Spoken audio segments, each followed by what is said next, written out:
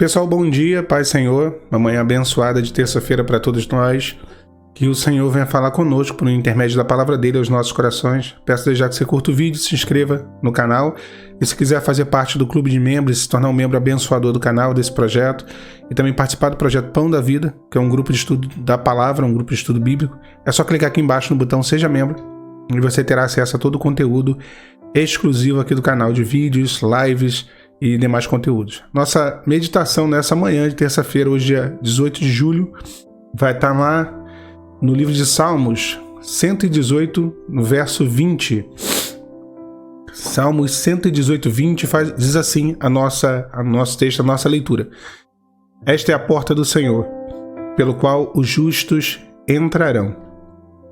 Esse salmo aqui, ele fala de algo que, quando nós olhamos hoje em dia, né, porta é acesso, né? Então, assim, quando se fala de porta na Bíblia, está falando de acesso, de algo pelo qual você acessa um outro ambiente, uma outra possibilidade, um outro momento, e por aí vai, né? Então, o homem, ele vive, aqui de uma forma geral, né? O homem, a humanidade, vive à procura de algo para suprir as suas necessidades, né? O mundo, ele oferece muitas portas, e nessas portas normalmente se encontra tristeza, ilusão, decepção.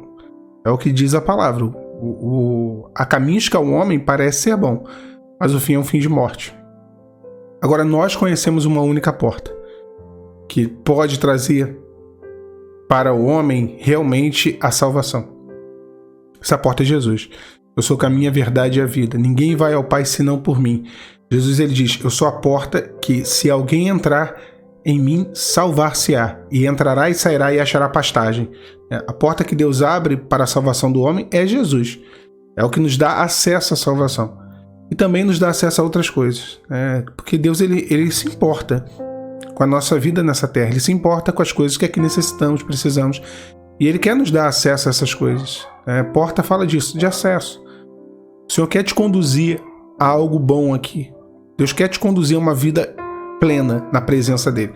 Então, Deus está sempre preocupado com isso. Por exemplo, Adão estava lá no Éden. Adão tinha tudo, não faltava nada para Adão. Tudo que ele necessitava, ele tinha no Éden. Mas aprove ao Senhor o quê? Prover uma adjutora, prover uma ajudadora, alguém que estivesse ao lado de Adão. Então Deus, ele se importa com os detalhes, ele se importa com aquilo que são as nossas necessidades. Ele se importa com aquilo que deseja o coração do homem, e quando esse desejo, é claro, converge com aquilo que é a vontade dele. Então Deus, ele tem todo esse projeto separado para nós. Agora, não é fácil, algumas portas não são fáceis de serem acessadas. Tem porta que é minúscula, pequenininha, e para passar, para entrar, demanda muito esforço. Vou dar um exemplo para vocês.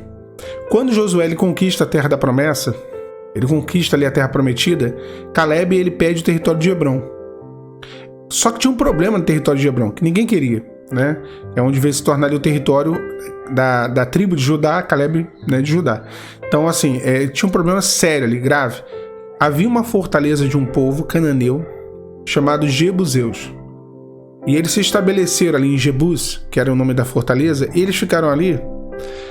Você vê, passou o período de Josué e Caleb, entrou o período dos juízes, vários juízes julgaram sobre a terra. E aí veio o período ali do sacerdócio de Samuel, a gente sabe, ali no livro de Juízes. Essa é a cronologia dos fatos. E aí Samuel unge Saul, depois de Saul vem Davi. A fortaleza dos Jebuseus só foi destruída, desfeita. Olha a quantidade de tempo, ali a gente está falando mais de 100 anos, né? Bem mais, algumas centenas de anos. A fortaleza só foi desfeita na época de Davi. Davi foi quem entrou na fortaleza dos Jebuseus e destruiu aquela fortaleza que estava estabelecida desde antes da época de Caleb e Josué. E ele invadiu a cidade de Jebus e ali fundou a cidade de Jerusalém. Ele invadiu ali aquela fortaleza dos Jebuseus e fundou a cidade de Jerusalém. Como ele entrou? Aqui é o grande detalhe, que a gente está falando de porta e como algumas portas são difíceis de acessar. Como algumas portas não demandam um esforço muito maior. Davi não conseguia entrar de uma maneira convencional, pela porta da frente, pelos muros, não. A palavra fala que ele foi pelo subterrâneo. E praticamente entrou pelo esgoto da cidade. Olha o acesso, como foi difícil. Um acesso pequeno, mínimo, uma porta pequena. Porta é esse acesso, abertura. Uma abertura mínima que demandou ele de joelhos. A palavra fala que eles foram de gatinhas, né? Como se fosse essa expressão utilizada. Então Davi e seus valentes vão de joelhos pelo subterrâneo e acessam a cidade. Não tem coisa que você só vai entrar no joelho. Só vai entrar pagando um preço. Lembra ali quando aquele pai traz o seu filho? Que estava com um espírito maligno sobre ele. E há muito tempo que estava aquela situação. E ele já tinha levado até os discípulos de Jesus. E os discípulos não conseguiram expulsar aquele demônio. Não conseguiram fazer nada. Jesus tem aquele diálogo, né, sobre fé com o pai do jovem. E acaba que Jesus expulsa aquela operação, aquela atuação maligna, aquele demônio que estava ali sobre aquele jovem. E aí Jesus ele fala uma coisa que é interessante. Ele fala assim, ó, existem castas de demônio que só podem ser expulsas com oração e jejum. Então ele mostra que, olha, tem coisa que você tem que pagar um preço. Tem coisa que tem que ter uma vida pregressa de oração, de jejum, de súplicas. Então é um esforço que às vezes nós não queremos empreender. Ou nós não entendemos que deve ser empreendido, que deva ser. Então assim, Deus ele quer isso de você. Tem coisa que você só vai acessar com muita peleja. Muita peleja.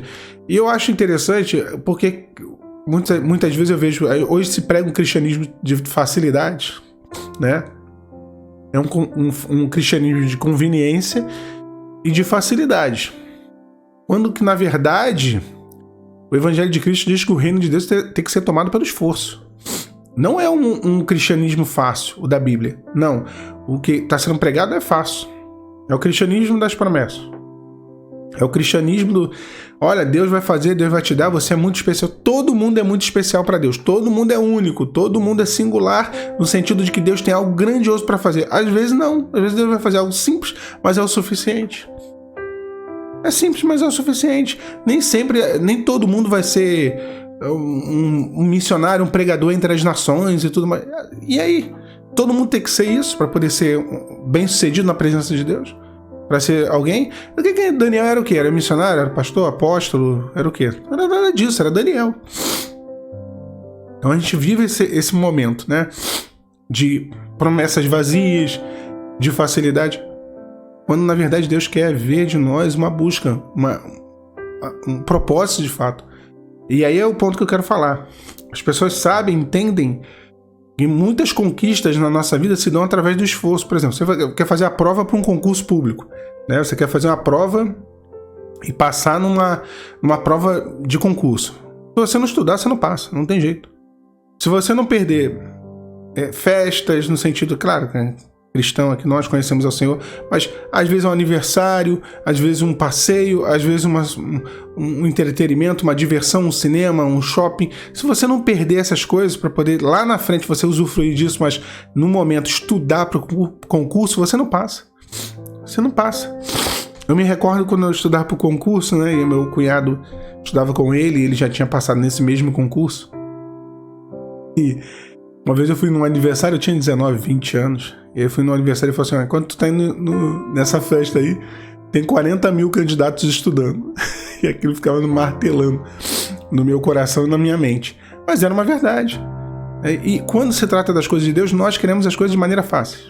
Nós não queremos acessar a porta dos Jebuseus. Nós não queremos acessar a fortaleza de joelhos. Nós não queremos pagar o preço. Nós queremos os benefícios, mas nós não queremos pagar o preço. E aqui eu não estou falando de sacrifício, porque sacrifício já foi feito na cruz.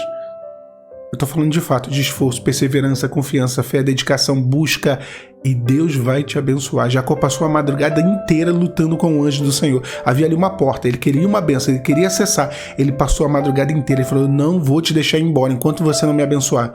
E o anjo abençoou o Jacó. Se Jacó não tivesse perseverado, tá bom, então tá bom, pode ir embora. Não teria recebido a bênção. Então ele perseverou. Persevere, meu irmão, persevere. Essa é a chave que dá acesso à porta de mudança, que promoverá mudanças na sua vida. Tá bom? Deus te abençoe. A paz de Cristo.